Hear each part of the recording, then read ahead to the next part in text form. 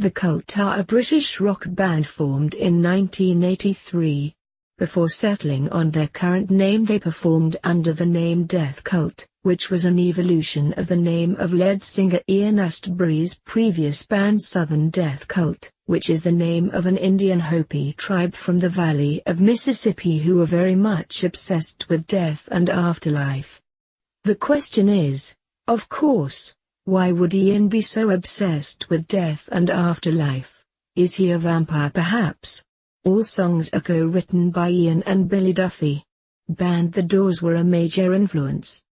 And so was Madame Blavatsky, Aleister Crowley, William Blake, Aldous Huxley, Chogyam Trungpa Rinpoche.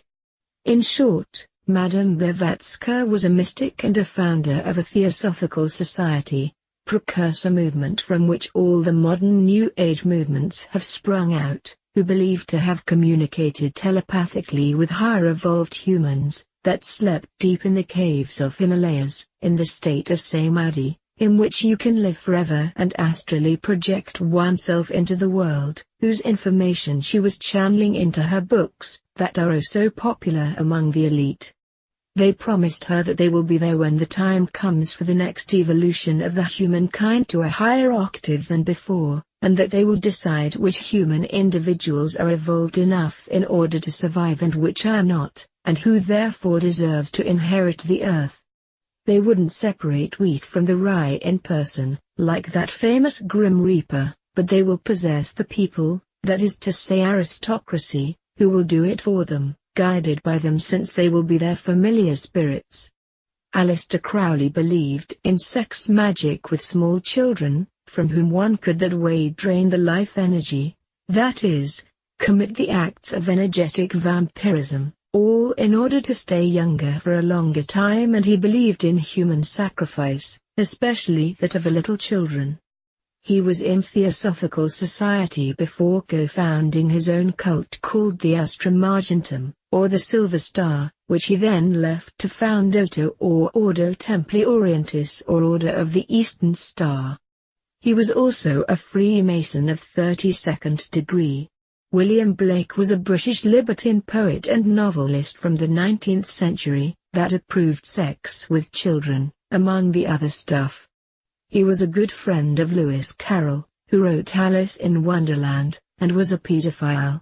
He was a major influence on Hunter S. Thompson, modern-day occultist, familiar because of his book by whom the movie Fear and Loathing in Las Vegas was made, that depicts his adventures on LSD and adrenochrome.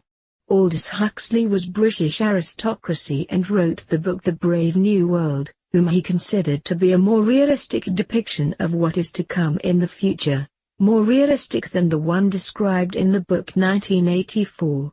In short, everyone is sleeping with everyone, even in a large orgiastic events, and if he or she refuses that, he or she is considered non-elastic, that is, weird, and is sent to reprogramming.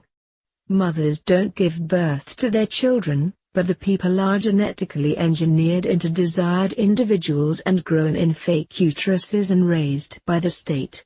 Everybody is on drug called soma.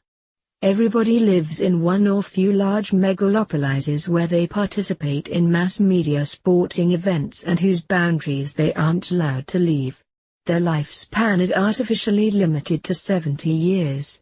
Humans are divided into 4 castes, which span from very smart or light-skinned people, called alphas, that are only into activities that require high intellectual capacity, all the way to the darkest and shortest, dim-witted omegas, which do only physical activities.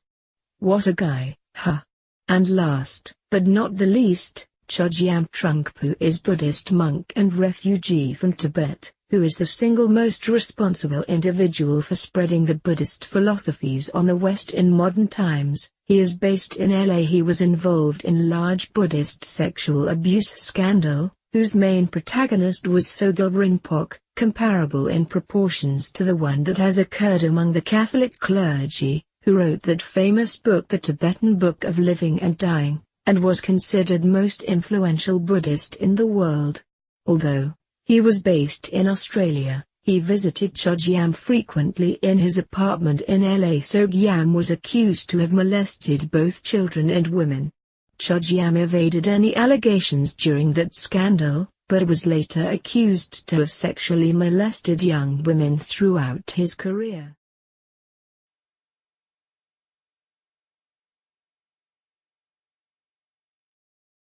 Let's look at the singles first. Well, we have The Ceremony, The Witch, Illuminated, Every Man and Woman is a Star, which is a famous catchword of Aleister Crowley, Lucifer, Dark Energy, GOAT, which supposedly stands for Exquisite Sportsmen and Performers, and is an anagram for the greatest of all times. Now we proceed to the albums. On their first album Dreamtime we have Butterflies, Do You Remember Monarch Butterflies, Spirit Walker. Are we talking about demon-infested individual right here? Bad Medicine Waltz, bad medicine because it makes you go crazy because of the demonic infestation instead of getting in touch with that higher evolved spirit guardians? Dreamtime, isn't that special time among the Australian Aborigines when they can get in touch with their god they call Rainbow Serpent? Now we go to their greatest commercial success, album Love. Here we have Nirvana, Rain, which is not about weather condition but about one other thing that is being pronounced exactly the same way, the phoenix, bird that is being reborn from his own ashes every 1,000 years or so, great symbol among the Freemasons, to whom it's the representation of building of a new world order on the ashes of the old one, when the old one gets too corrupted for their taste. Black Angel, we all know who that is. Hollow Man, isn't that man made of straw in whom the ancient Celts used to burn people in as an offering to the gods? Number 13, The Snake, makes you wonder about reptilian shapeshifters, doesn't it? Here comes The Rain, Christians. Then on the album Electric we have Little Devil, Love Removal Machine. On the album Sonic Temple we have Sun King, Fire Woman, Wake Up Time for Freedom. Where did we hear that before? Just from about every new ager, Lay Down Your Gun. Oh, I guess he's for the disarmament of the civilians, too. Edie, Ciao Baby. On The Ceremony we have Earth Mofo, White Wonderland. Remember that place where Alice ended up when she followed the White Rabbit? On the album The Cult, or Black Sheep as is better known among the fans, although it features Black Billy Goat on the cover, which is the animal that is most frequently used as a representation of Satan. Remember Black Phillip from the movie Witch? We have Black Sun, which is something Nazis used to worship. The saints are down, star, be free. On the album Beyond Good and Evil we have War, The Process. I bet you didn't know that it was a process, or religious rite. Rise, Take the Power, Ashes and Ghosts. Remember, angels are made out of element fire, unlike the humans that are made of clay, and when they die they go to ashes, while the people go to dust. That's why we say ashes to ashes, dust to dust, shape the sky, true believers, my bridges burn. Libertine. In the album Born Into This, it's nice to know that we have Holy Mountain, famous occultist movie from Jodorowsky, about experience of tripping on LSD. Assassin, the assassins were the Muslims that used to fight the Templars in the Holy Land, who were very versed in manipulating the mind of the young men with the help of cannabis and women into making kamikaze sacrifices in public. Their leader was known as the Old Man from the Mountain. Illuminated, War Pony Destroyer. Are we talking about some Trojan horse here? On the album Choice of Weapon we have The Wolf, For the Animals, Amnesia, Wilderness Now, Lucifer, A Pale Horse, Embers, The Thing the Yogis Walk in Order to Disassociate. Every Man Woman is a Star, Until the Light Takes Us, as in the Christian Rapture. On the album Hidden City, I wonder what hidden city are they referring here to? We have Dark Energy, In Blood, Birds of Paradise, Hinterland, Shambhala. goat, deeply ordered chaos, lilies, which was the most important flower, beside lotus, in pharaonic Egypt, heathens.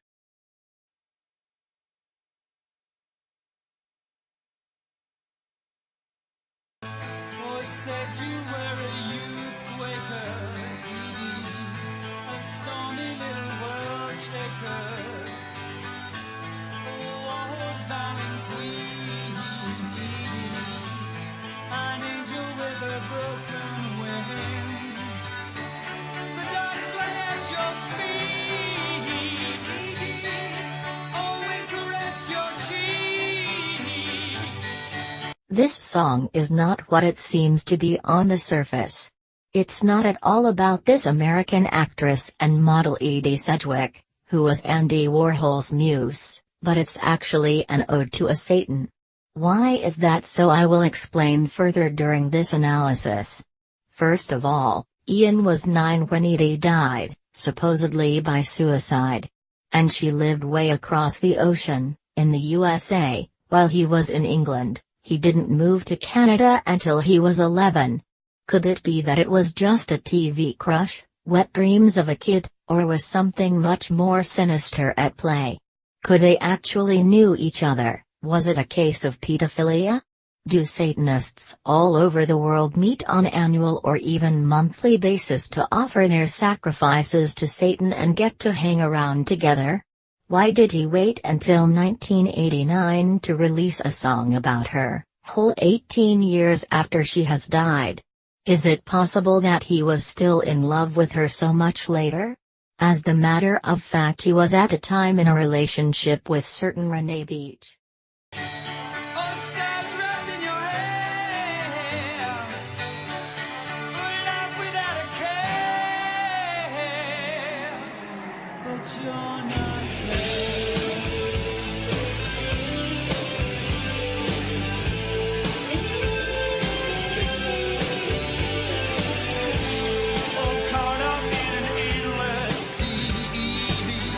So why is this song then about Lucifer? Well, because he sings it to someone with broken wing, just like Satan, who fell from the sky and was cursed by God to crawl on the face of earth and eat dust.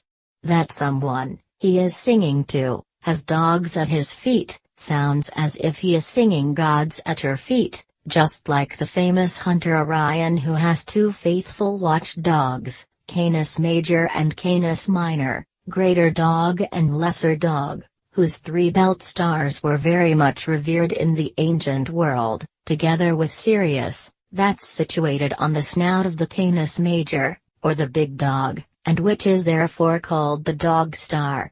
The Sirius is, therefore, the best candidate for the star from which ancient aliens could have come to colonize the Earth and create human hybrids in the past, even more so than the Alpha Draconis. Yeah, paradise is shattered green. Oh, white armor pales your tucky. Your innocence drip blood sweet shadow. The dogs lay at your feet. Oh, we caressed your cheek. Blue stars wrapped in your hair. He calls this person he is singing about a youth Quaker, stormy little world shaker, with stars wrapped in her hair. That's a strange choice of words to describe a young starlet, who was just fighting her way through the industry. On the other hand, Devil is just that. Notice how Edie is all dressed in black and how, at one point, her feathered scarf kinda reminds of the wings as she waves with it, while living the limo. The person that opens her doors has black and white striped shirt.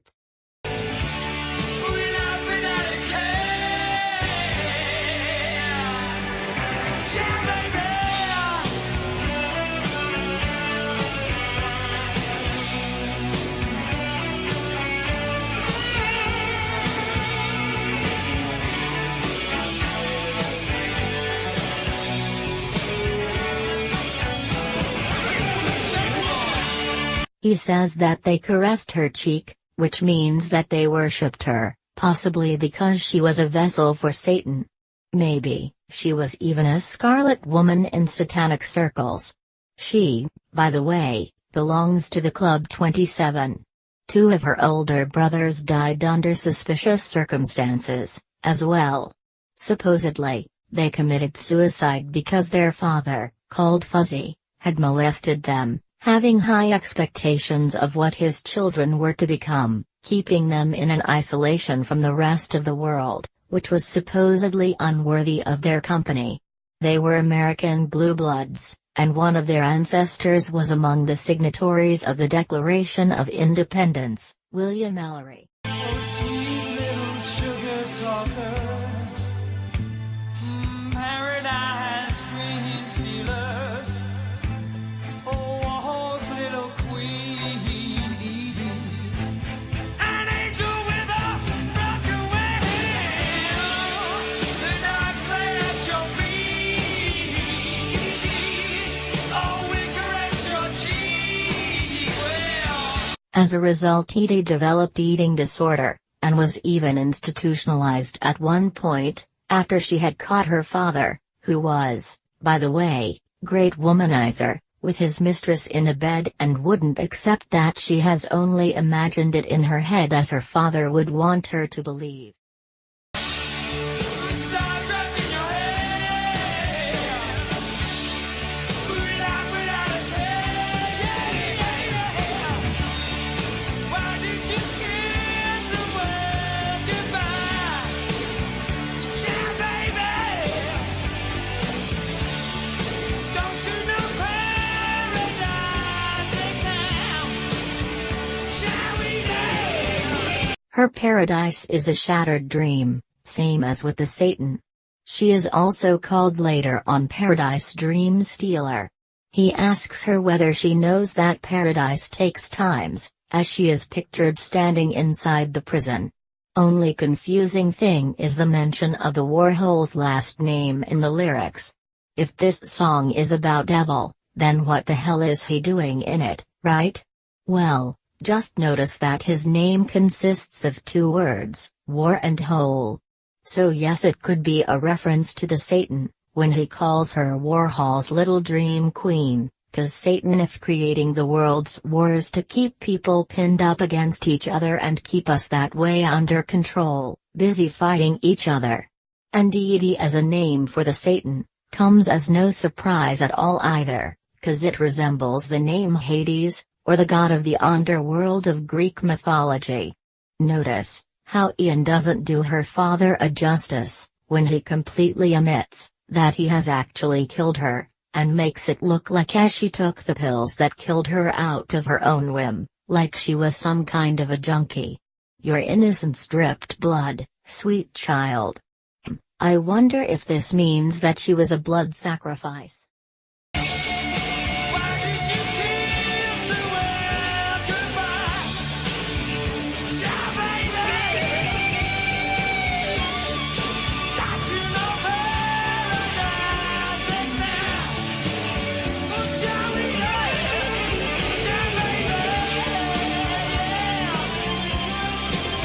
Ciao baby. Makes one wonder if the mind control attempts were going on even before the time at which the American government admits that they have officially started. Are they at least as old as ancient Egypt or even older than that? I mean, if people were able to build monolithic and megalithic structures in the past, that we are not able to build today, who says that they didn't develop even more sophisticated ways of manipulating the human mind, that we even presume are possible? Who to say that this elite families didn't have a little bit of more than just a 30 years of half a century head start on us?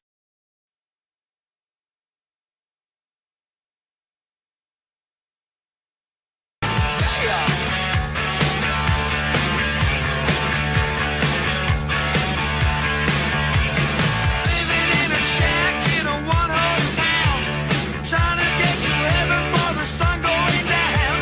Living in a bottle, yeah. The name of the song tells a lot for the start. You can see Billy Duffy passing, on his motorcycle, electric grid pillar that represents double-barred cross, which is also known as the Cross of Lorraine. They and the House of Orange were featured very prominently in the book Da Vinci Code by Dan Brown, due to them being the descendants of the Merovingian bloodline, for whom, in turn, it is claimed to be the descendants of Jesus and Mary Magdalene. They are also the families that have descended from the Venetian black nobility, and they have all intermarried with the Templar families, whose cross patty Billy carries in this song and in many others. Windsors, or the House of Saxe-Coburg-and-Gotha, have gained their power by intermarrying with them. And you all know what to double-cross someone actually means, right? Dizzy in a haze for 40 days. Ain't a little level. Come on, little level. Be my little angel. Come on, little level. Be my angel. He says he's living in a shack in a one-horse town. Is he trying to say that he is captured here on Earth along his master, Lucifer, having only one mothership to carry their Foo Fighters at their disposal? Gods and many mythologies are often said to have rode horses with certain special characteristics, not typical for the ordinary horses, which are animals, across the sky. He also calls himself Lizard in the Bottle. Speaking of reptilian shapeshifter. And, of course, he is trying to get to heaven, back to the very place he was cast from. Oh, she came on with an alligator smile, down on my leather, scorpion child, trying to get to heaven, but the sun goes down, yeah. She came on with a cyclone kiss. Hey there, baby, you don't never miss. Listen in a bottle, yeah. Dizzy in a Haze for 40 Days is probably there to throw you off the track into thinking that this song is about drugs. Remember that 40 is the holy number in many religions and that it usually represents the number of days needed to pass in order for the soul of the deceased to finally leave the presence of its own corpse and the former family members and move to the heaven or the hell or into the next incarnation, depending upon the religion. So if the Satan is actually disembodied by God, you get the picture. Why is that she could be dizzy in the haze for 40 days? Maybe the time runs slower for the aliens since they leave longer lifespans, and maybe those 40 days aren't 40 days in their case. Maybe that's why the Satan can still be summoned into the living being in the magic circle, although it's been a long time since his physical death.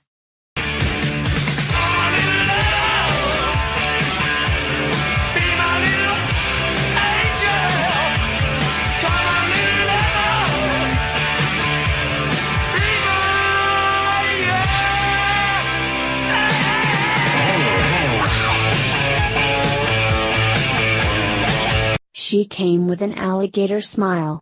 Another reference to reptilian shapeshifters? She's a scorpion child?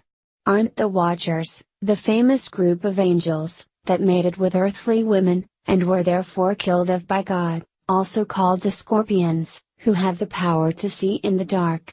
Perhaps, they are compared with the scorpions because they, or, at least, the ones among them that have still their bodily form, dwell in the underground in the bowels of the hollow earth?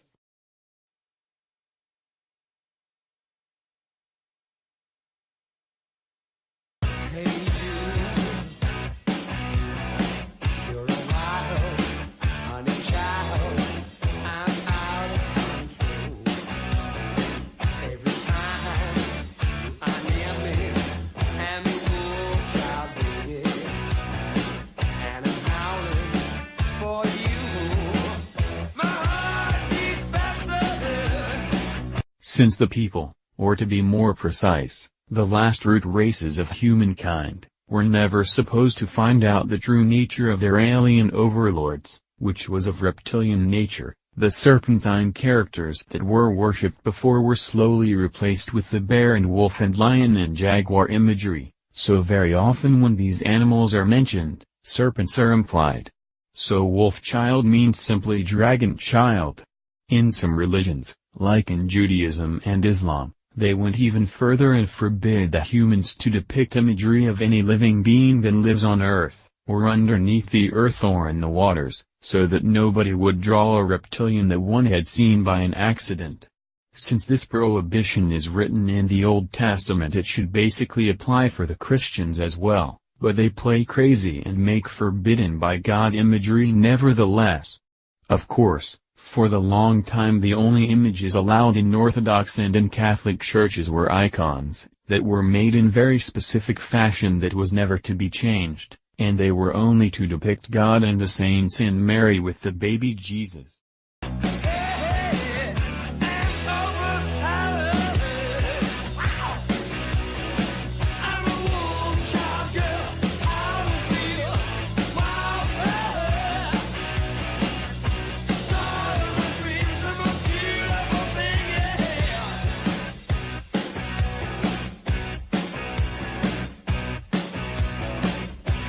Wildflower, wolf child, wild honey child, star of my dreams, everything is a reference to the Satan. I will speak on the meaning of the star a little bit later on, in the context of a song by the same name. Notice that the drummer, who is later to pass away young, or to be sacrificed, is wearing the cross patty or the Templar cross or the Teutonic cross or the Nazi Iron Cross, or the cross that can be found at the Swiss flag today and on the all-ambulance car in the Western world and beyond. Later on, perhaps due to the loss of the drummer, Billy Duffy is going to start wearing it instead.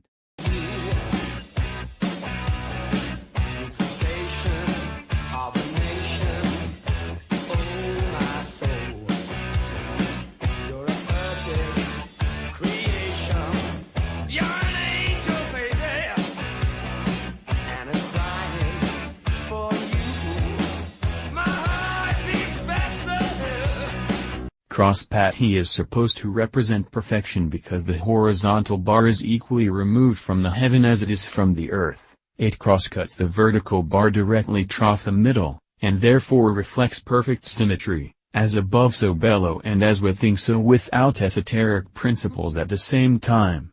Notice yin and yang symbol on the jacket that Ian wears. Of course, Ian wears a cross around the neck, not only on this occasion, but pretty much all the time, which comes as no surprise because it is a revered pagan symbol, besides being the Christian symbol, as well.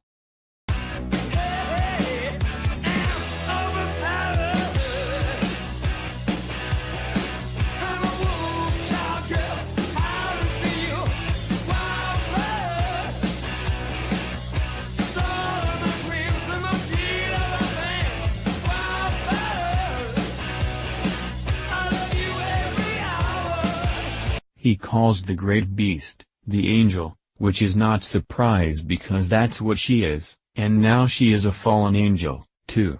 He calls him the perfect creature, which is basically a blasphemy against God, because he, only, is supposed to be considered perfect, and the devil's pride and belief that he is equally perfect as God is one of the things that led to the rebellion of the Watchers.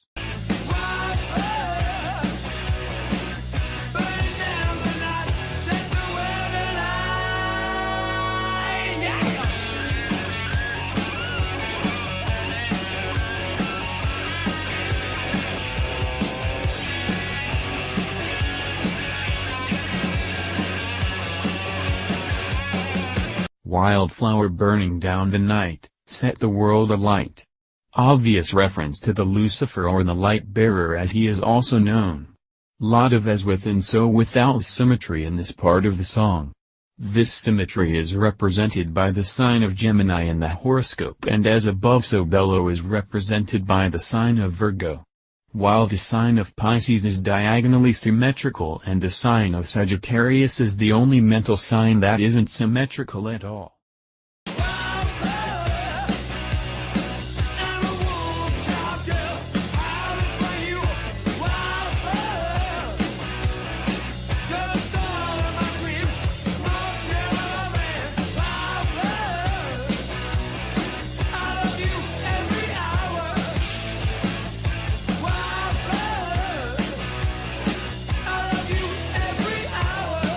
Did you notice how the singer says, or should I say the singer and a Billy Duffy say, 'cause they write songs together, that they love the beast?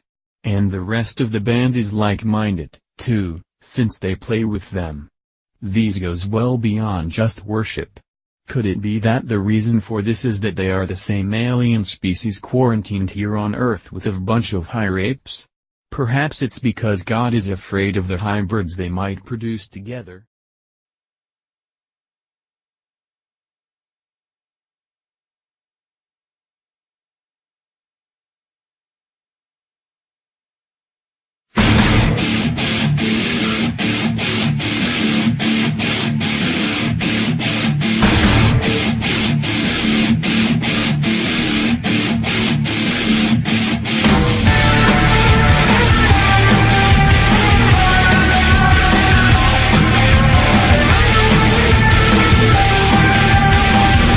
We see Tree of Life, magic circle with Buddhist mandala in the center of it, which represents the universe, which is then set ablaze, and out of it the demon appears. For one moment there the circle with the mandala appeared like the eye. You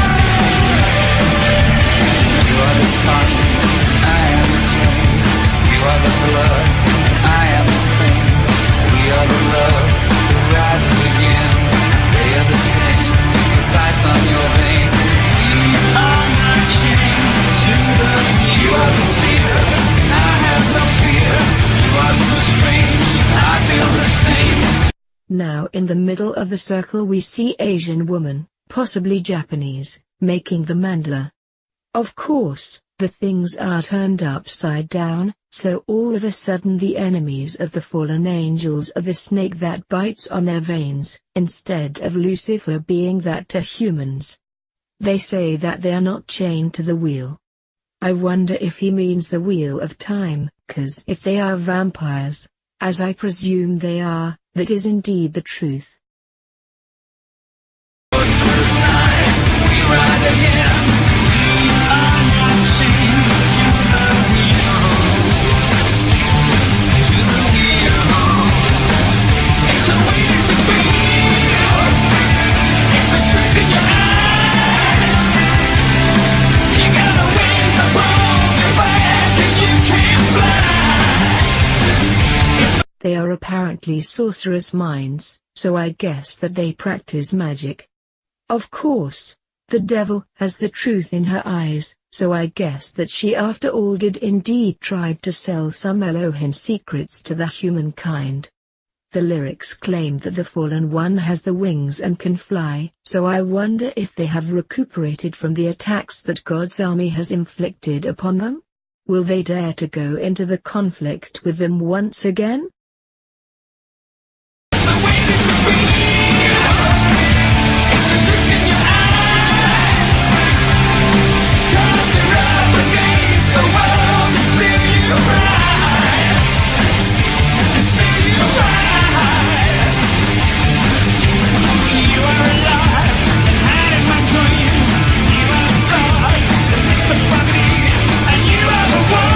We see torches burning all over the place, representing the secret knowledge that Lucifer imparted on the few selected ones.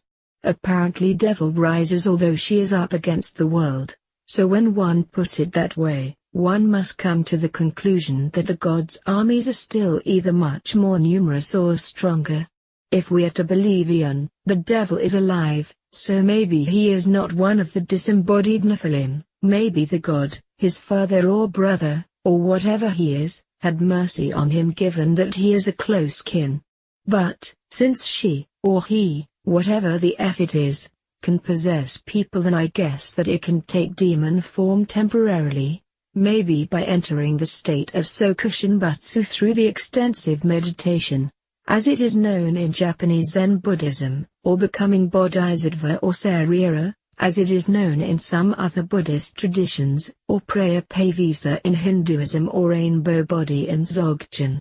Then apparently the spirit of the person who got into that state can roam free and do things that both spirits and flesh can do at the same time, without any limitations, and that way he can live forever, But he can also choose to return to his bodily form and recuperate all the previous bodily faculties undamaged only gradually and continue to die.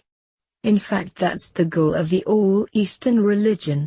That is, to prevent the endless cycle of birth and rebirth and to stay eternal here on earth, in the only place without any uncertainty for one's spirit that one knows. But, if one is not capable to do that, as it is believed that the most common people are not, then it is advised to him to do merciful deeds in order to accumulate good karma, so he or she can at least have better luck in the next life and become a rich person instead of poor person and healthy person instead of the sick one, etc. And you are the wall that frightens the thief, and you are the voice that they disbelieve. And you are the smile that sets us all free. And we are not trained to the wheel, to the wheel. It's the way that you feel. It's the truth in your eyes. What I forgot to mention is that Ian has become kind of an aficionado for Buddhism, especially Zen, Japanese version of Buddhism, besides being a pagan, which you can see from his numerous interviews. Kind of the same situation like with that daughter of the famous Satanist Lavi, Xina. And what is even more interesting, it appears that the one that has sparked his interest for the Buddhism is none other than Helena Blavatsky, founder of the Theosophical Society, official religion of the United Nations. Makes you wonder if that is going to be the religion of the New World Order then, doesn't it? You got wings upon your back and you can fly. It's the way that you feel. It's the truth in your eyes. 'Cause you're up against the world and still you rise. Still you rise. She was a great influence on many mystics that came after her, like Aleister Crowley, for example, that started his career in Theosophical Society. It is even speculated that she might have been his sister because of the similarity in appearance. And we all know just how huge is the extent of Aleister's influence on all present New Age and Satanic religions.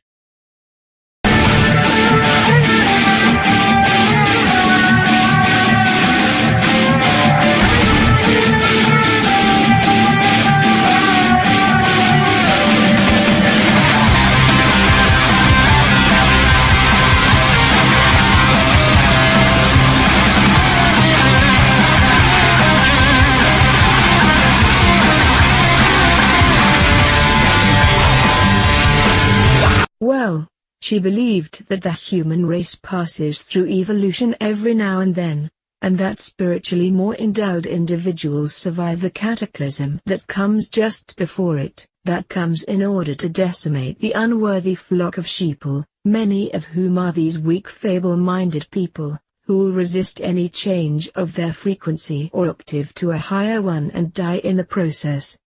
We see in this part of the music videos two Japanese women, one dressed in red, other dressed in white, fighting kendo fight, which is similar to the scene in Madonna's video Die Another Day where black and white Madonna fight, or the scene from the Halloween's videos As Long As I Fall where the woman dressed in black and woman dressed in white fight. It's the way that you feel. It's the truth in your eyes. You got wings upon your back and you can fly. It's the way that you feel. It's the truth in your eyes. 'Cause you're up against the world and still you rise. Some ancient, more spiritually evolved supervisors of the human race that lie in their caves in the state of Samadhi in the Himalayas, in order to be able to guide the human race through their spiritual transformation, when the time comes told her that. She eventually went to Himalayas and got a confirmation from the Buddhist monks that her ascended masters, that communicated all that knowledge to her telepathically, indeed exist and that they are exactly what she believes they are. Here we see Tree of Life being set ablaze, and we don't see the same happening with the Clipperth, or the opposite of the Tree of Life, which is arguably that famous tree of knowledge of good and evil.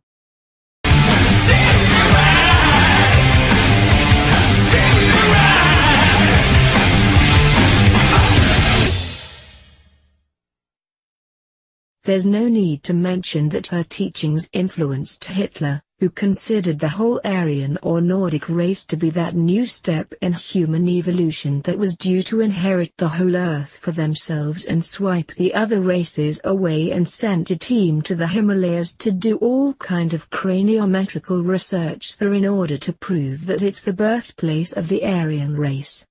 He was convinced that higher masters, or Mahatmas, of Madame Blavatsky, could have only be of his race.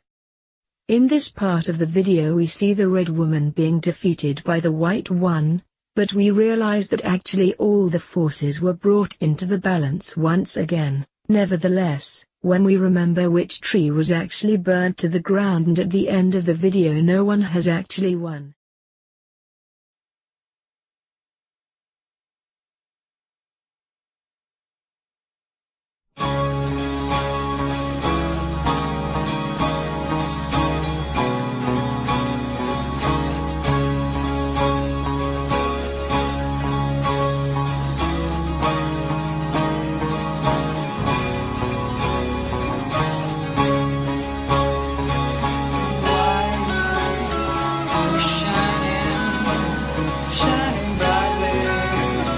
Here I'll be mostly interpreting the images being placed in this supposedly fan-made video to follow the music, since they are very telling, and somewhat the lyrics as well. The lyrics and the song in itself are very hypnotic, and I have problems not falling asleep while I listen to it. I said supposedly fan-made video because the choice of the movie to go along with this song is very good, and the whole hypnotic thing wouldn't work without that synergy.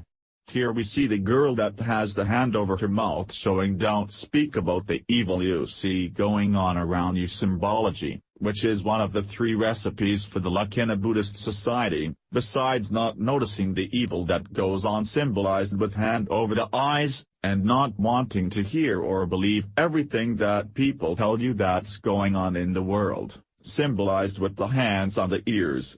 It's usually the 3 monkeys doing these gestures. Buddhists, of course, defend themselves and say that these 3 gestures mean something entirely else, and that all that is about the world being illusory because everything consists more of void than of matter, so nothing's real and therefore your words can do nothing to change that, and nothing you ever hear or see can change what's going on. It can only make you feel ill and suffer as a consequence. Because even the change in the world and the man himself are illusory, that you must believe only the half of what you see and nothing you hear. We see the reversed satanic cross that can also represent Clipperth, or the opposite of the Tree of Life. We see that Billy Duffy has red dragon tattooed on his upper arm. We see young woman, who is a fallen angel because she has black wings releasing monarch butterflies from her hands that signify mind control. We see girl with the wings of a monarch butterfly. We see angel carrying light representing Lucifer. Pure crystal snow, white, oh virgin.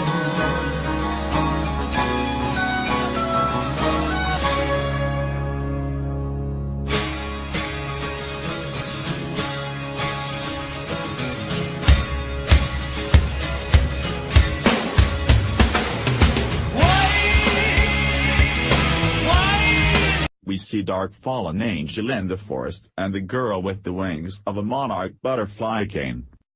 The movie in this song is Firelight from 1997, and it is about a poor woman who gives birth, a girl, into a nobleman's family, to a man, who has catatonic and paraplegic wife, in order to pay off for her father's debts towards him.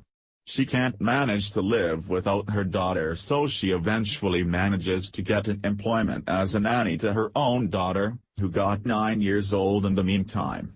The landowner immediately recognizes her and wants to fire her, but the sister-in-law, which doesn't know her, insists that they keep her for a month and at least see if she's of any worth.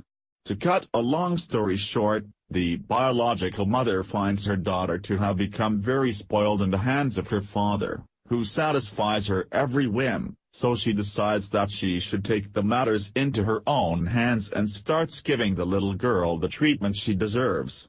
The kid, of course, hates her at first, but gets to love her when she saves her from drowning after falling into the hole in ice. But that what is happening in the movies is only the surface of things, and it isn't what is really happening.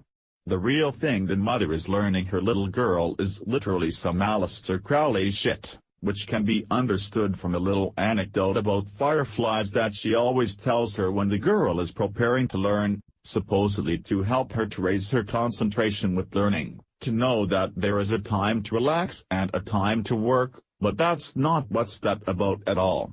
She learns her some type of do what thou wilt bullshit.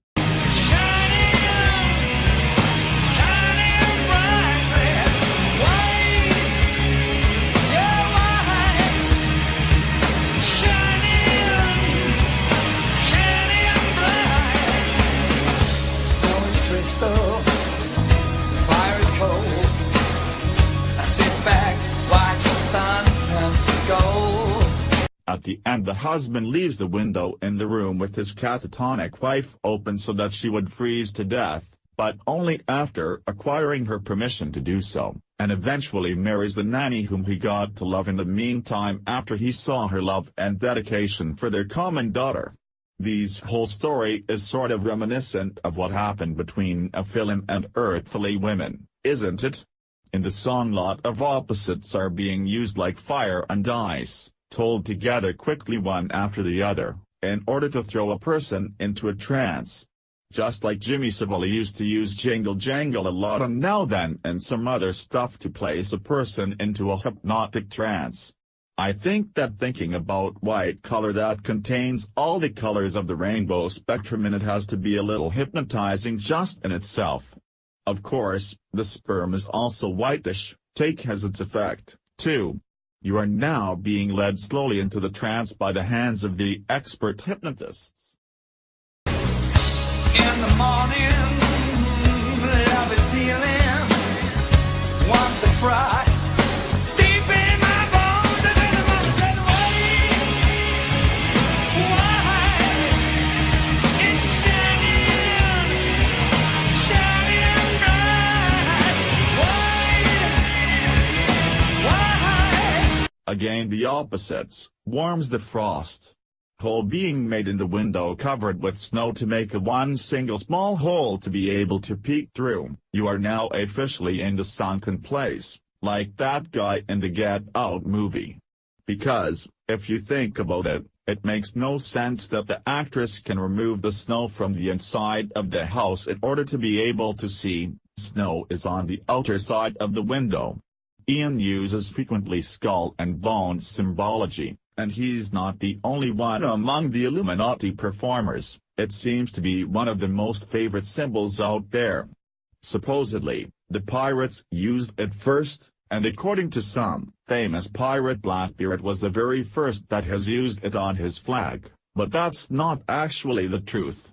In my opinion, it's the symbol for the vampire, the reason being that, when it was suspected that the vampire comes out of some particular grave or that there is a danger of some corpse turning into a vampire, due to being bit by one during his lifetime, his grave would be dug up, his head decapitated and his thigh bones or tibias placed in a form of a cross, because it was believed that that way a vampire wouldn't be able to stand up and leave his grave. And the dumb people believed that it would actually work. So it's the homage to vampires and human stupidity.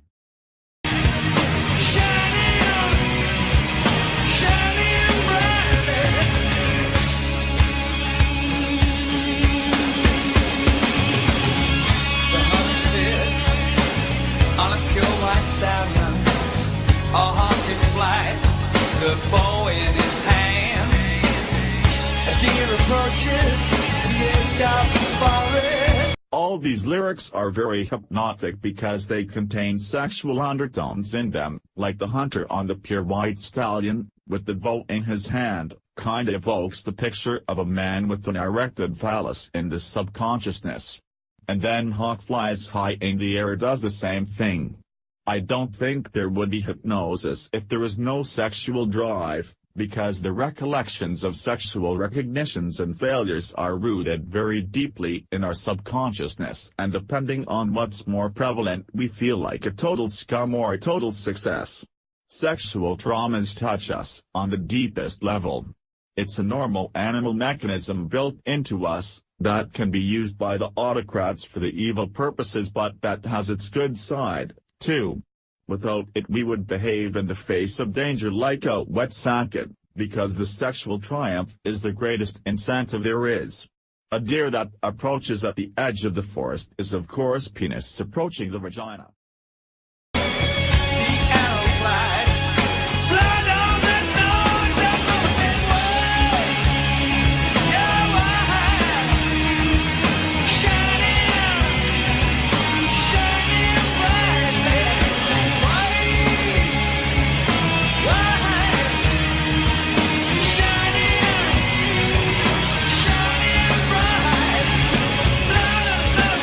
The arrow flies, blood on the snow of course means that the phallus has made the penetration and that the vagina bleeds as a consequence, possibly due to being of a young virgin, which is something he repeats often elsewhere in the song.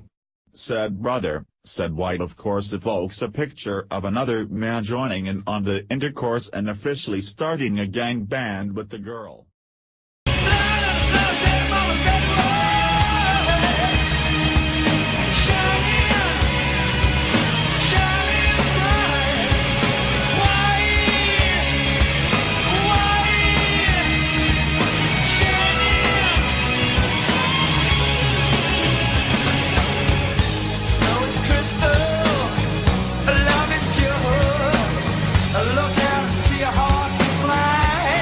Snow on the tiny branches kinda looked similar to the discharge the vagina would produce after multiple comings, something they call cream pie in porn movies. The deal is that when one sinks into the trance, one has an orgasm, maybe even the multiple ones, the better the hypnotist the more, and maybe even physical reaction followed by the discharge, too. So to reaffirm the entrance into the trance state, the pictures confirming one being in the sunken place are flashed once again to the victim. If the victim doesn't get woken up by the illogical elements in the picture, it is done. Of course there is the wolf that occasionally flashes on the background, which is a band logo wolf with the crossed tibia bones beneath it, but it looks like a unicorn wolf during those short flashes. He stands for phallic symbol there. The first waste man, the killer waste man, I'll reel back, watch the sun turn to gold.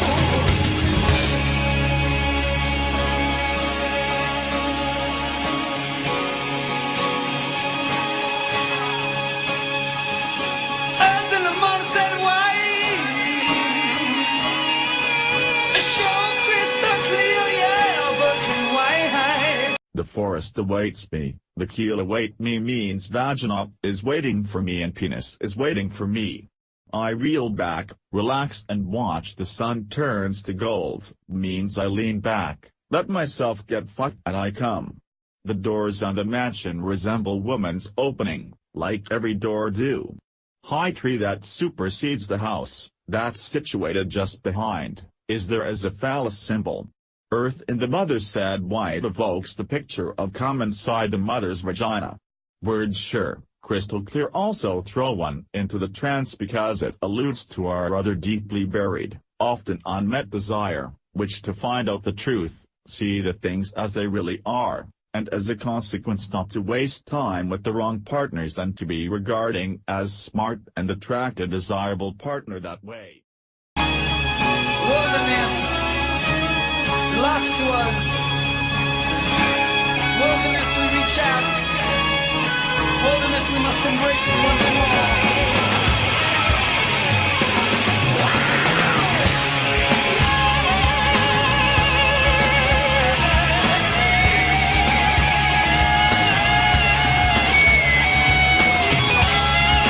wilderness. Lost to us is the sum of all our buried desires that piled up over the time unmet, often because of the oppressive society that doesn't allow many of them to be expressed, supposedly because that the good being of the whole community wouldn't be disturbed, while the higher-ups doesn't seem to be following that same standards, as well. As a consequence, frustrations grow and man begins to blunder even more and more, even more than it would be the case, were some of his desires actually met, blowing off some steam in the process. So Ian plays on that ticket and takes over your mind from the inside out by making you believe that you've experienced all the wonderful and relaxing things that you always wanted to have experienced, but you never did, except in your head when he inserted those pictures in there via hypnosis, when he says we must reach for the wilderness. He even implicates himself in the whole thing to make you believe that it's a common endeavor. And lo and behold, he becomes the master of your keel. There is an angel with the puny wings shown right after, because that's what you just became after the treatment from this particular handler.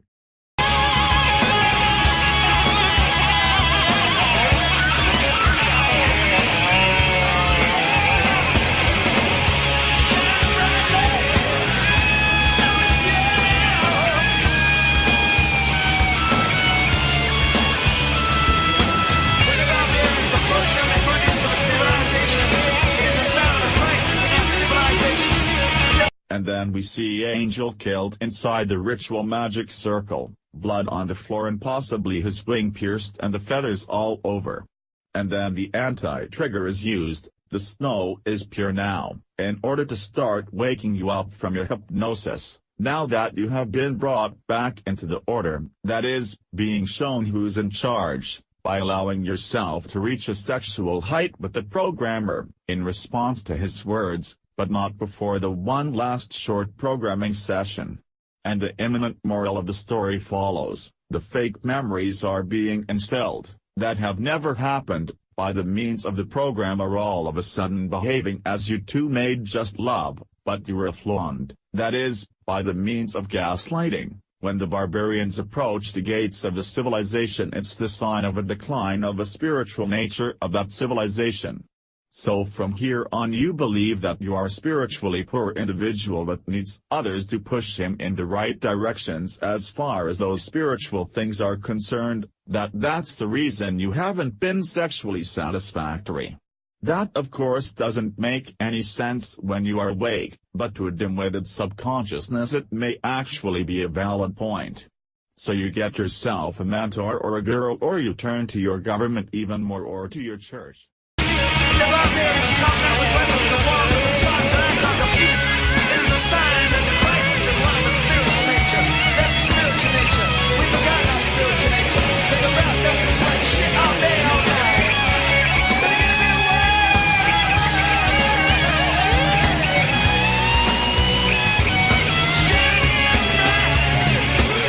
When barbarians come not with the weapons of war, but with the icons of peace and love at the gates of your civilization, it's a sign of crisis of that civilization, and not any crisis, but the one of a spiritual nature. Here's a programming that teaches you that the New Agers are actually good and that they should be your spiritual teachers.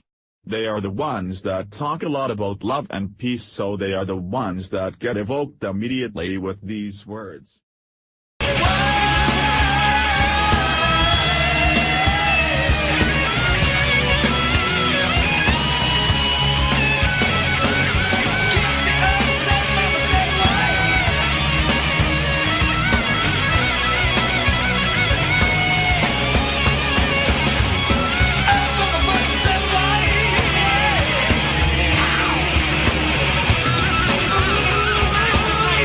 Here are the opposites again: beaten up girl with the blood all over her face, and in the background heroic scene of the mother sacrificing itself to save her child that falls into the ice.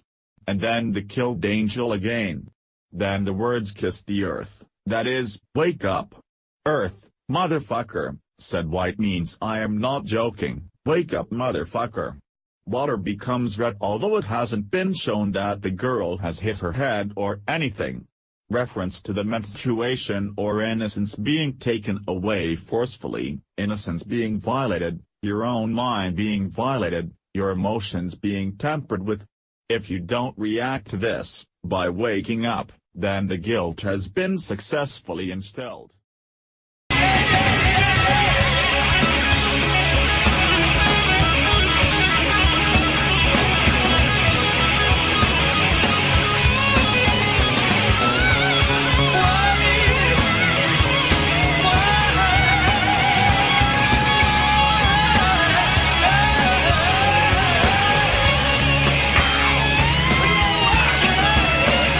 As you can see later on, there is no blood in the water whatsoever. In the superhuman endeavor, the mother breaks the ice, by simply walking through it like nothing. Makes you wonder at this point, why is there a large pond in front of the house that gets completely frozen in the middle of the winter, completely unfenced? I thought I saw just a small fountain there in the movie during the springtime.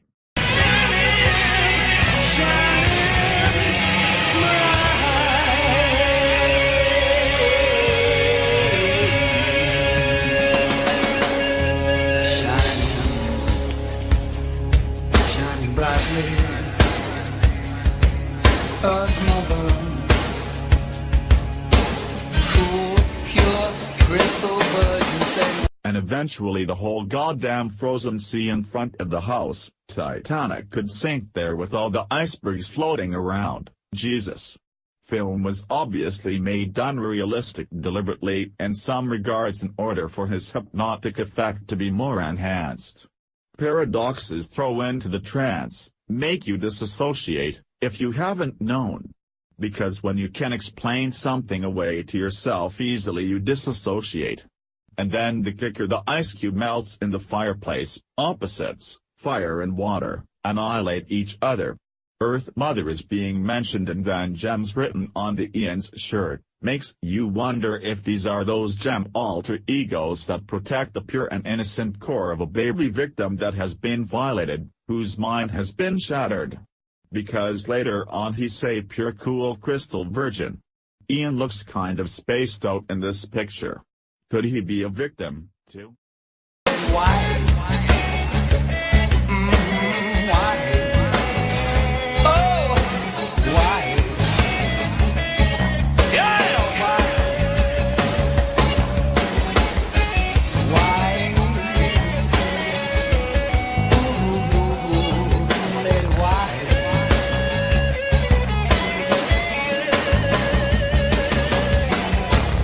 And now a row of many interesting pictures. White angel in a black dress, beaten up girl, one eye with one tear dripping, blonde lady that leaves a bloodied palm prints onto the wall, mother getting her daughter out of the icy water, one picture of low quality in which it seems that Ian has some eye band around his head, and a boy or a girl, it's really hard to say, kissing another individual who's been buried, on the head, presumably dead. So hints of necrophilia here.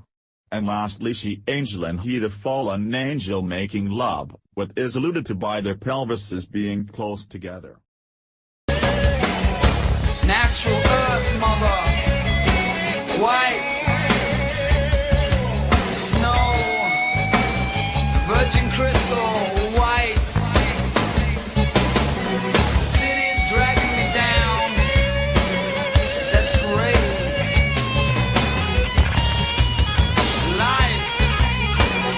Is great.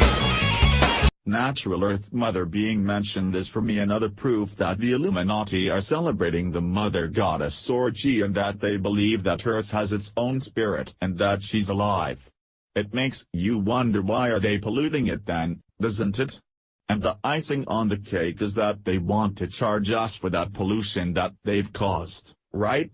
Say dragging me down, that's great, and life is greater in order to instill depression into the individual that's undergoing the hypnosis in order to be less productive for himself and the others of his kind, or maybe even the programming to fall in the depression in case you start to remember and try to verbalize your abuse to someone.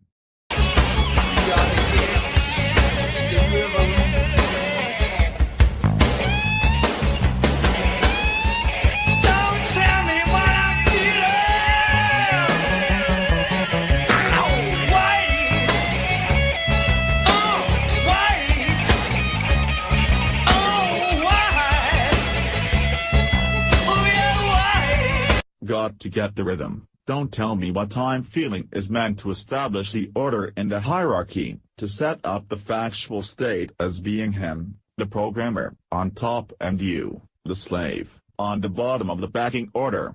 One of the pictures is that of the devil mocking Jesus for his sacrifice and the hardship he had to endure for others.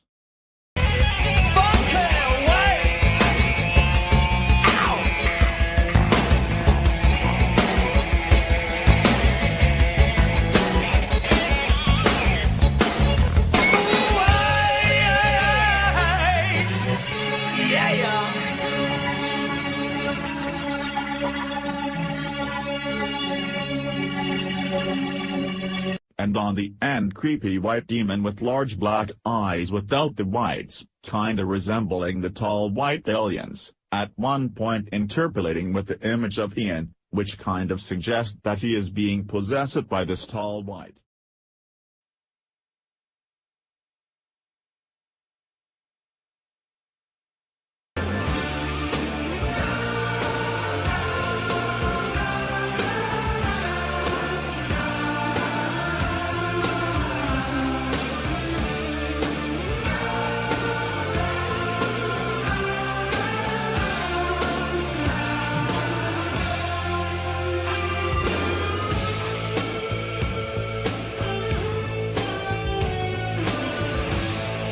This song is supposedly either about Americanization of European culture, either about female Black Panther activist Angela Davis, depending on the period Ian was asked about it, neither of which makes any sense. But the third and the best answer is that it's also open to interpretation, whatever that might mean, and Ian is very willing to listen to all and every single one. He would like if the song would mean different thing to every and each individual. Ian would allegedly like it very much if everyone would find himself or herself in it. So, let's get it rolling.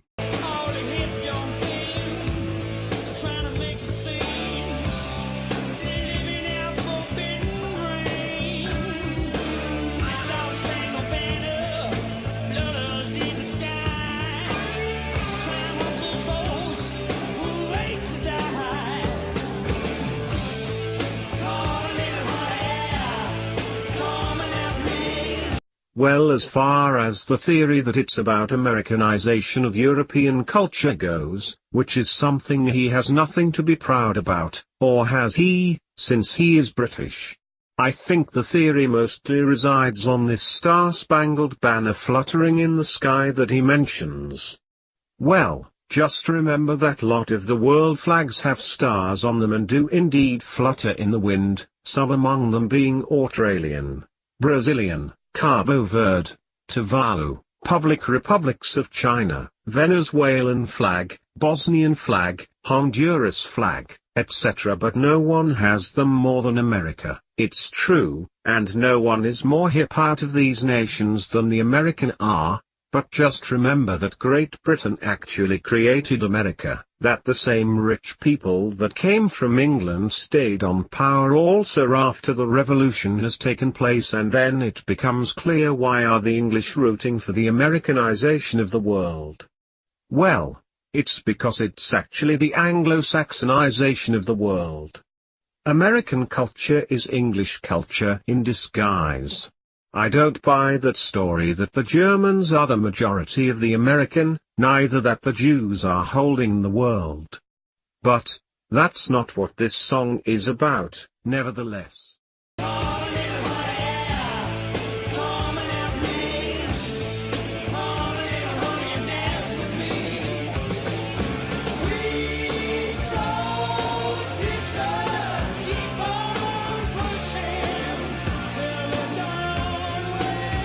Okay, so we have some hip young things trying to make a scene, living out of forbidden dreams, sounds awfully lot like Satanists to me.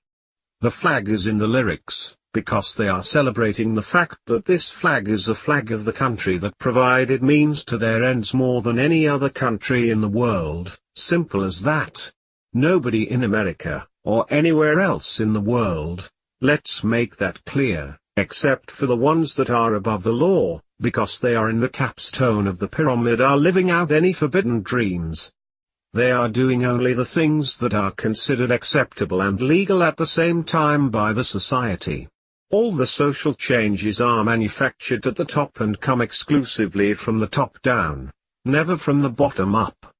Any ordinary man that gets heated up about any social movement and tries to make a change in a society is a fool, that will change nothing, who will only play exclusively into the hands of authorities, who will only succeed in attracting the attention to himself and becoming persona non grata in these oligarchs' society. Despots will compromise his character, and all the other sheeple will be more than willing to jump on the board straight away and judge him for the mere slap on the shoulder.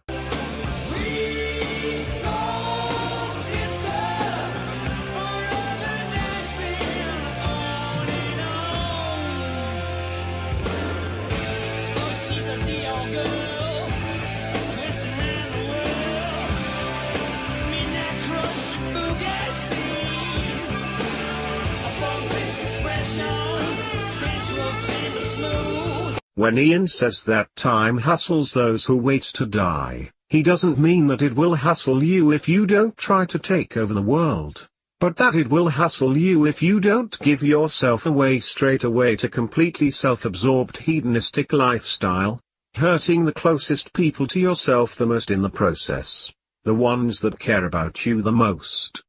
They want disassociated public, removed from the reality as far as possible, mindless drones that only work for 9 hours and jump to the sound of the bad music for 3 hours afterwards until they go to bed, some of them screwing, some not, and that's all. They want all humans to become simple automatons, about whom Eliphaz Levi used to talk about, while they would do all the thinking just by themselves.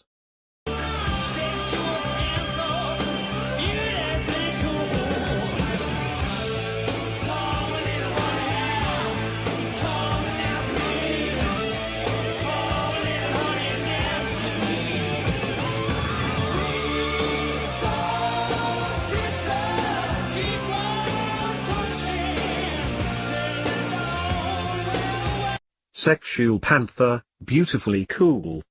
Now, here are the only lyrics that could be relating this song to Angela Davis.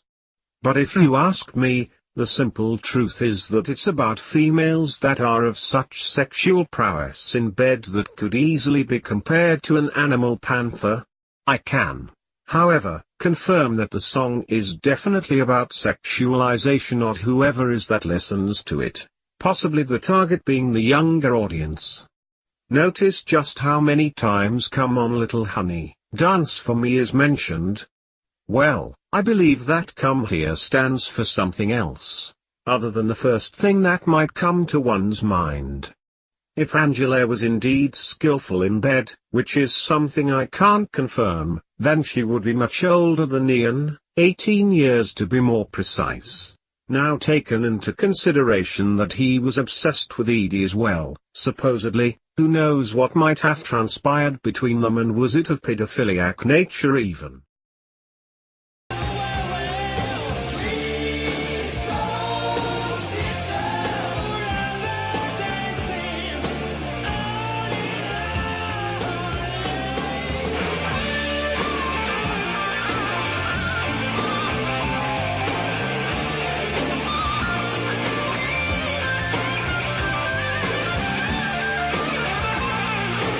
This is not the first time that Ian reports his songs as if being about something totally else rather than what it appears they might be talking about. But he is certainly not the only rock musician to do so. To cut a long story short, song is about hedonism for the ones that can afford it without any social repercussions, and celebrating the fact that all the other people are idiots that tolerate that without any qualms. It is also meant to make the other side, the underdogs, jealous and powerless and castrated, forever bitter and angry, taking it out on the ones who are weaker than themselves instead on the real enemy.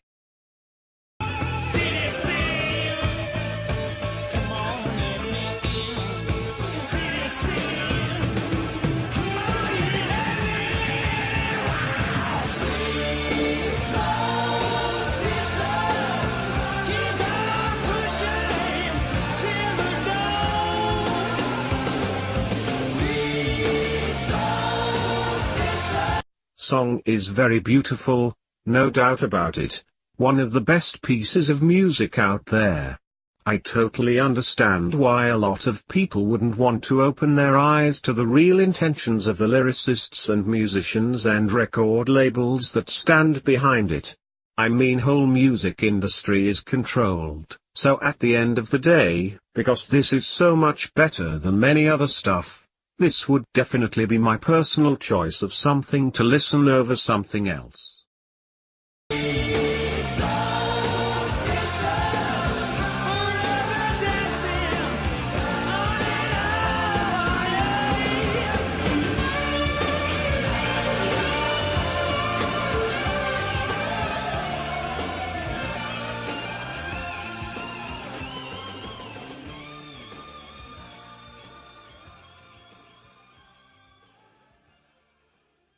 City of Sin, come on, let me in. Come in. If this guy doesn't know what he is singing about, then no one does.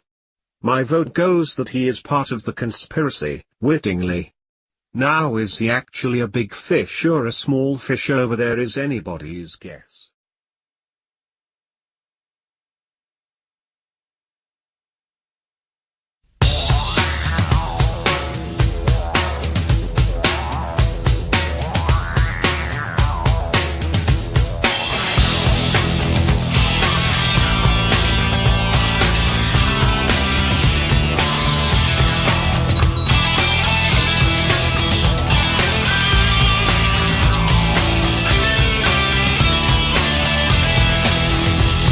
According to Ian, this song is dedicated to all-powerful women and, most of all, to motherly aspect of women because Ian admires everything feminine.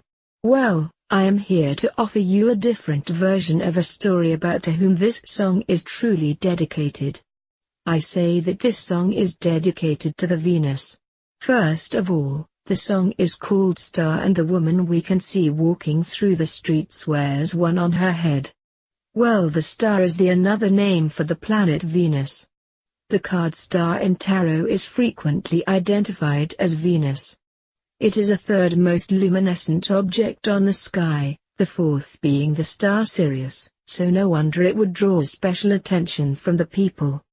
On some pictograms of the horoscopic sign of Sagittarius or Archer, that sign is aiming for a star that has been identified as Venus. Planet Venus is known both as the morning star or Phosphorus of Lucifer in Latin and the evening star or Hesperus or Vesper in Latin.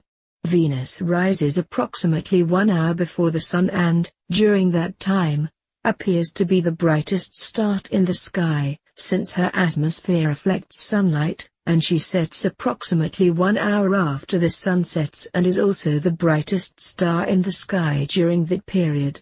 The morning star is featured very prominently in Bible as Lucifer used to be God's morning star or his right hand, but he fell out of grace and became Satan, or an adversary, and that place was, according to Christians, later filled in with Jesus. At the God's left-hand side, however, the Holy Spirit resides, so that is obviously a Hesperus. Archangel Michael is also mentioned as the God's right hand, before Jesus was the one, so it makes one wonder if he is the angel that became Satan. But in the Christian New Testament in the Revelation he is described as leading the God's army against the red dragon, that is, as a good guy. But how come that he gave up the place as the right hand of God so lightly away to Jesus, right? Raises some question about the Holy Trinity, doesn't it?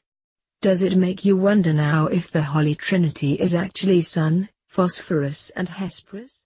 Yeah, I believe in freedom, freedom and salvation, a found religion. I humble myself just to get some respect, yeah, get some respect, yeah. I kiss the same foot, she's my holy pearl, get her in your mind, teach her can. He kisses her sandaled foot. Greek and Roman gods were always depicted wearing sandals. So it's clear from line here that he worships the Venus, although the Satanists, Allegedly, don't worship anything or anyone. She's my holy pearl.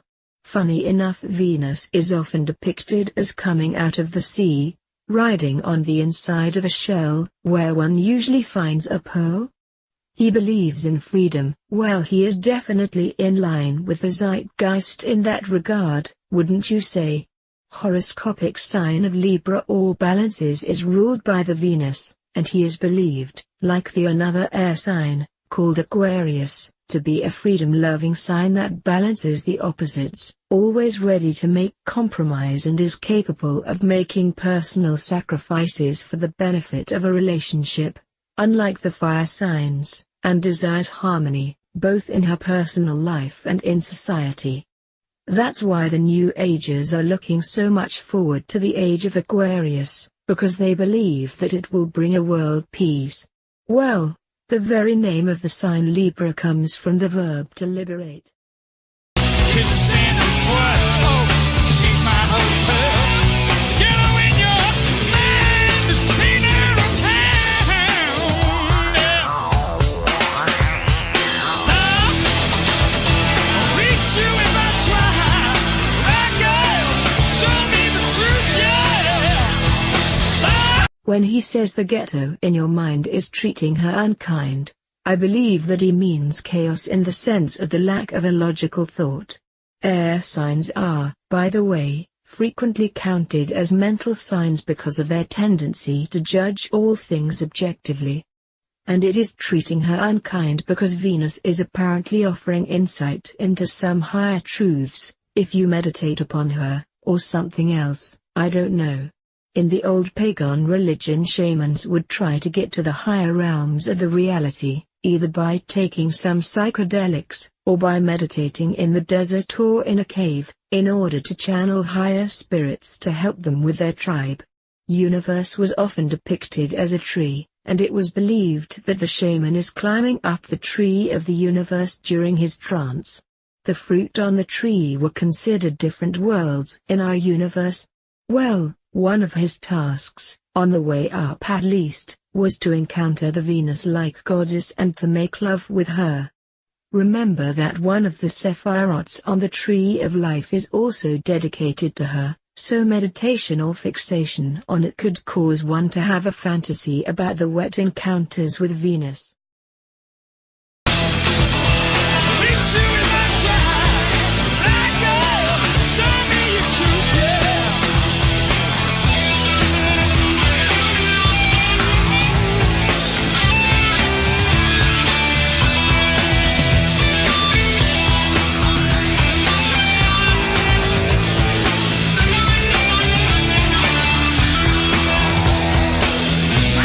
As I mentioned before, Sagittarius, fire mutable sign, and mutable signs are generally considered to be mental signs, is aiming at something. That something is quite frequently being Venus in the form of a star. So he is reaching for a star. There is a lot of songs on these theme out there, just the songs with the name wishing on a star only were sang many and many times over. Sagittarius is known as the philosopher or the truth seeker or the idealist of the zodiac, and his higher pursuit is to find out the higher truth.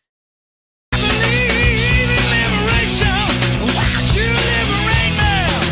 Come on and take now. Well, I took no holy vow. Won't you hold this pagan soul? Hold my soul. I kiss it in the foot. She's my holy pearl. Get her in your mind. He sings that he took no holy vow.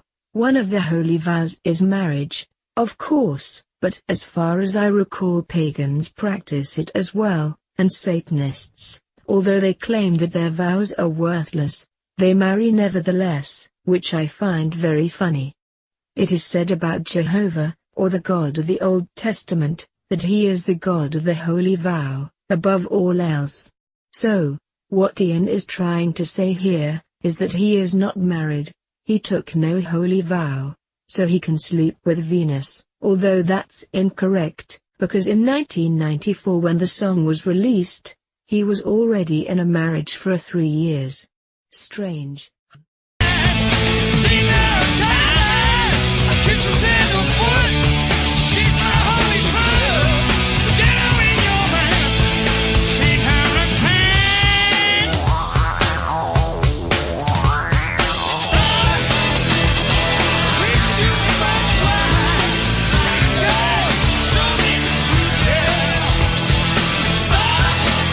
And as far as pentagram goes, one of the holiest pagan symbols out there, it's actually about trajectory of a Venus from an earthly perspective in a relationship to a sun's motion. In other words, that trajectory forms a pentagram.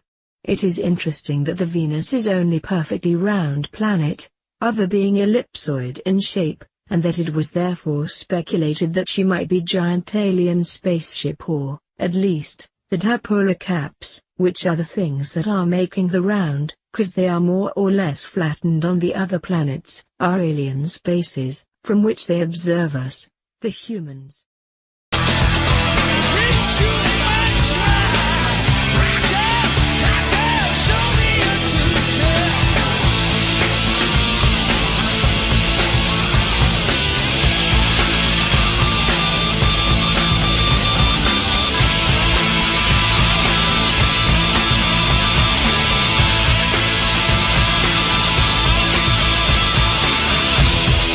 When the space race began, scientists were looking at Venus and Mars, and generally Venus was considered to be more likely candidate for the Earth's colony in the future and for the existence of life, because of her position, and her size and her having the magnetic field around her, and her blueness, which was suspected to be due to all the seas she was believed to have.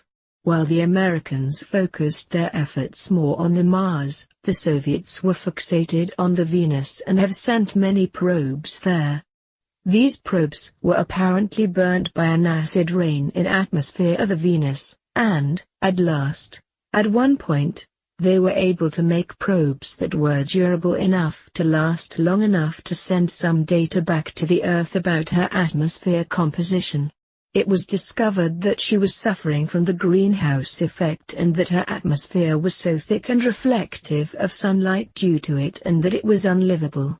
All the focus was then redirected to Mars, although that planet's magnetic field is all but shut down and therefore Mars' atmosphere can't protect anyone from the lethal solar radiation. That attribute of a Mars should point to the fact that Mars is older than the Earth, which makes no sense in our present-day cosmology that claims that all the planets in our solar system were created around the same time.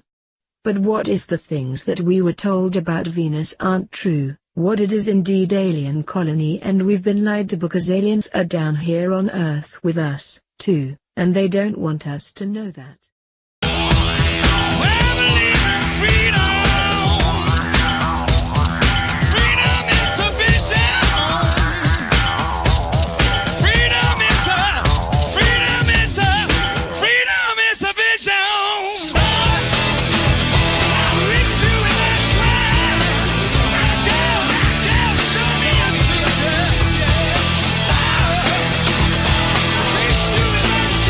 As a matter of fact, Venus has stronger magnetic field than Earth and should therefore be younger planet. The different figurines of Mother Goddess are widely accepted to represent Venus, and, according to Thunderbolt's project that proposes that we live in an electromagnetic universe, they are all different, some are fat, some are thin, but of same toroidal shape, because of Venus' magnetic field discharges, when it would get in the way of a flare of a solar radiation that would at one point form these different toroidal shape in contact with Venus' magnetic field, depending on its position in regard to the Sun and to the Earth. So, as you can see, planet Venus was very well revered in all the ancient cultures, not just Sun, the Moon and the stars.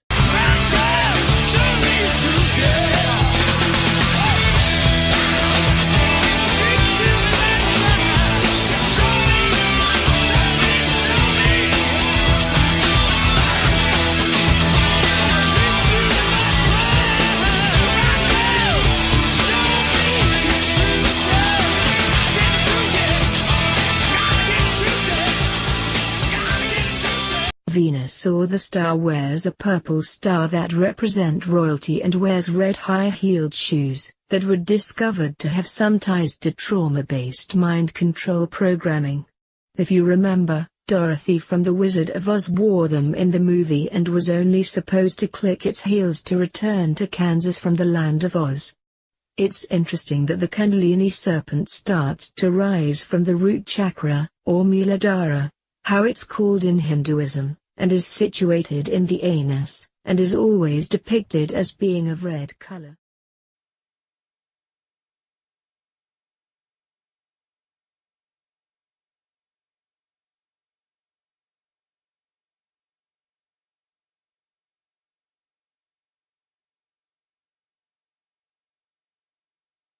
I hear they were telling me, because I said, what do I talk to them about? You know, and they said that I would love you because you do practical jokes on each other while you're on stage. Oh.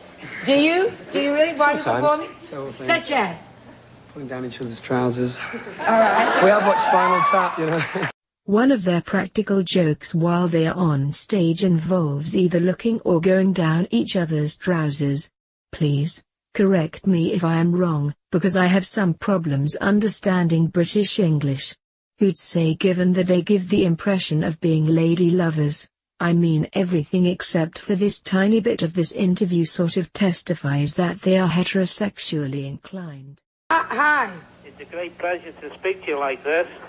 It's a great pleasure to speak to you. Who is this? This is Ian's father. Ian's father?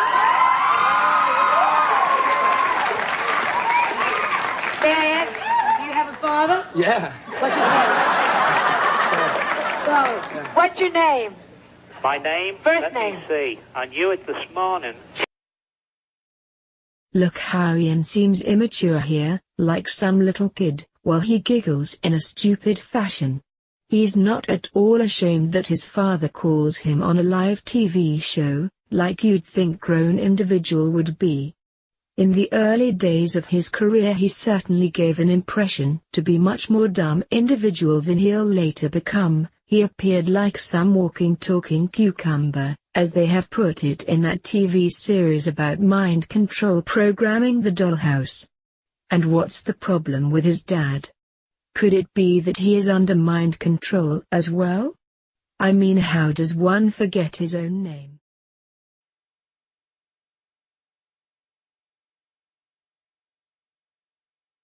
The new material, which Asprey is keen to point out was written very much as a band effort, sees a return to the sound of early Cult, close to the acclaimed Love album in style and vibe.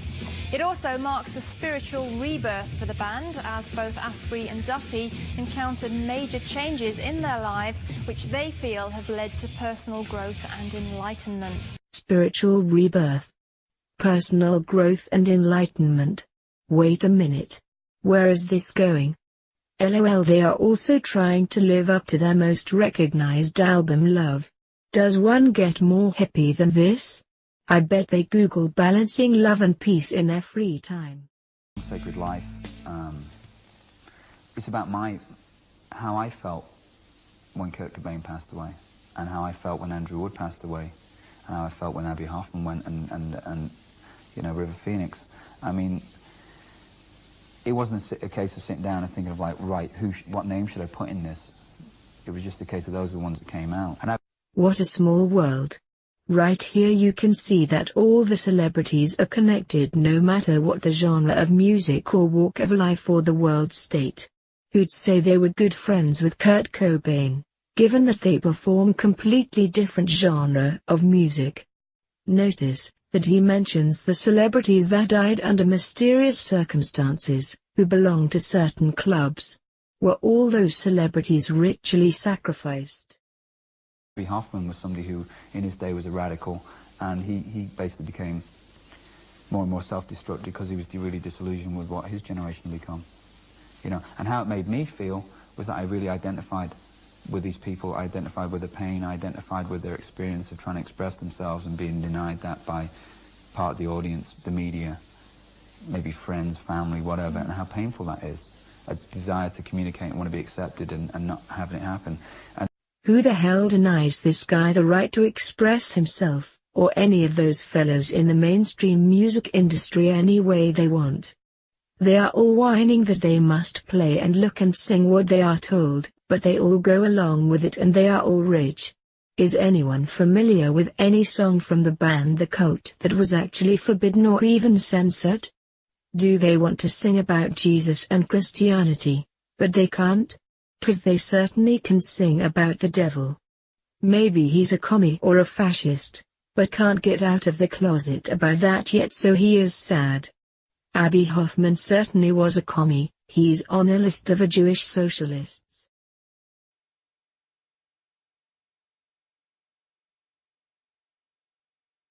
I'd like to touch on one specific track on the album now, Sacred Life, which I think has been well documented, and if you listen to the album it mentions a lot of people who died young, I suppose you say. I mean, there's obviously a very personal track to you, Ian. How difficult was it to admit to yourself that you kind of could have been next? See, now, it's kind of a sad circumstance. My father was dying at the time. In this interview we find out that around that time that a lot of celebrities died young. In 1992 and 1993, his father died as well. Was he an offering? The band kinda sank into anonymity at that point, but then his father dies, and the band's then drummer Nigel Preston dies, and after that bang, the band jumps back onto the billboards. Funny thing is that he never mentions Nigel in this whole interview, although he was his band member and he talks about all these other dead celebrities. Is it because he's feeling guilty about something? See, now, it's kind of a sad circumstance. My father was dying at the time when I was extremely out on a limb, and had he not been sick, I probably wouldn't have taken inventory of my own life. So I lost my father, but I gained myself, and it was really strange. But I mean, I wasn't really able to write about it at the time because it was just so emotional. I was so wrapped up in the emotional thing. It is interesting how he calls his drug addiction sickness, but on the other hand he approves taking ayahuasca or any other psychedelic, if needed, to achieve mystical experiences. How far removed is it from taking the cocaine? One is very powerful hallucinogen that causes no addiction, but one dose can drive you mad, and the other causes lifetime addiction. Who says then one thing doesn't go hand in hand with the other? And it is interesting how many celebrities, that have admitted to being drug addicts, judge this practice, but they all do it nevertheless. Notice how he got something out of the loss of his father, although he wasn't able to help him, because he was drugged out of his mind, and therefore there is nothing for him to feel pleased about. He somehow gained a strength from this blunder to stop taking drugs and gain himself back. One would think that he would fall into even greater depression and continue using drugs, because he failed to prove himself to anyone. Because it was just so emotional, I was so wrapped up in the emotional thing, I didn't really see it. I mean, I was writing about it in a kind of an abstract way, but I wanted to express it so much more directly. And just recently, it's just been really, I've just been able to, I'm a lot more open. You know, I mean, I'm not that, I think it's a lot to do with the criticism. Here he contradicts himself and says that at the time of the death of his father he wasn't under the influence, but rather very emotional, and he couldn't wrap his head around it the right way. But he wanted to express it so much more directly. Does anyone have the explanation for what he is saying right here? Turns out that his mother has died when he was 17, and that was around the time when Ian's boss attempted to rape him. I thought he was definitely abused, and not that only an attempt was made to abuse him. Kind reminds of those recent confessions on Harry Weinstein and all those other famous celebrities. It's all either ejaculation in front of, or boob honking, or coming on clothes, or naked exposure or rape attempt, and nothing is a real deal, real rape with penetration. It all seems like a one big joke. Because I do react to criticism of the band and to our writing, because I think that, you know, we're very sincere about what we do, so when we extend that very sincerely and people sort of shoot it down in flames, it does hurt sometimes. But now we've got to a point in our lives where we're a lot more comfortable with who we are, and if, you know, we're going to receive criticism, then I accept that. He is now a lot more open, and it has to do with the criticism. I wonder who had criticized him for not being open enough. The Satanist? the spiritualists. I don't notice that he opened up to anything at that point in his career. As a matter of fact, his image got a little bit worse. I wonder if he got aware around this point that he looks awful with red lipstick on, dressed up as a gypsy homosexual. As I understood from some other interviews, his manager, that was also a manager for Beastie Boys, whom the band sought out and hired, demanded him to do that. The track is called Star, and just going into the video, Ian, this is one of two or three songs on the album that express your admiration for strong female characters, which I'm all in favour of. Definitely time to worship women again. I think women have gone from victims in the 80s. Always seemed like, you know, like one of the big things in the film Spinal Tap. Here he states that he made the song Star because he admires strong female characters, as a dedication to them.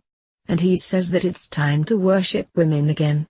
First thing that comes to my mind is, why does he want to worship them, when they are no better than men? And second thing that comes to mind is, when the hell was that time when the women were worshipped at all? I know that on those history channels they talk about as if it had taken place in some prehistoric times, but they kinda jump into conclusion based on very scarce, next to the non-existent, evidence. I know that there was a time when the women were buried inside the houses, while the men were buried outside the houses, and when there was a lot of figurines of female deities being made. So the historians make a horse leap from there and say that, since the people haven't wrote history, they probably relied on their mothers' memories, for which they claim to have been much better than the one the men possessed, and since the modern techniques for determining paternity haven't existed, so all the people would only know who their mother was, and since the food gathering was the main activity, and not yet the agriculture and animal hunt, which required better physical strength, the women were probably in charge. So why judge men today when they are in charge, when the women allegedly abused their position, too, in the past? I mean, that's what they believe that the burial outside of the house was all about. And why root for it if you're a man? Although comic really sort of illustrated where a lot of women were at the end of a leash, or it appeared to be that way, and I think women have really broken through. I think there's a lot more progressive female bands out there right now, and I really admire Courtney Love. I'm a really big fan of Hole, and I like things like Luscious Jackson, Royal Trucks, and, you know, L7, Babes in Toyland. I've always loved Patti Smith. In the 80s, women were apparently severely suppressed, and a lot of comic books were released where they were presented as being at the end of a leash. He must think on that comic book from the song Women by Def Leppard. I mean, that's the one that comes to my mind. Aren't they making awfully lot of movies these days according to the movie scripts made from the comic books from the 80s? Are they then sexist, too? There's a lot of negativity in the world, and so it's like a time we really need to reaffirm the life force, and, you know, women have the power of giving birth, and I think that's probably why they're at the forefront right now. Just to sort of show the tribe that everything's okay, you know? Yeah, definitely. So, and that's the truth. Definitely, and of course in the late 80s, it was a very sexist time, particularly in rock music, with, you know, women. Commercial. You know, it's sold. To denigrate women sold. It's ridiculous. He says that the women are at the forefront now because they have the power of giving birth. Lol, there has never been less births by women in history than at this point. And I think that them chasing the careers has got to be at least partially responsible. And what's that got to do with, for an example, Courtney Love naming her band Hole and objectifying the women in the way that she identifies them with their sexual organ? How is that promoting women as mothers? The women are there to show the tribe that everything is okay. Can someone elaborate this for me, please? It's so ridiculous to try to denigrate women's souls, and the lack of women on the late 80s rock music scene is apparently that. Well, I don't see that there is so much more women in rock today than it used to be in the 80s. And notice how he gets spaced out here at this point in interview and stays like that all the way to the end. Are you okay, bro?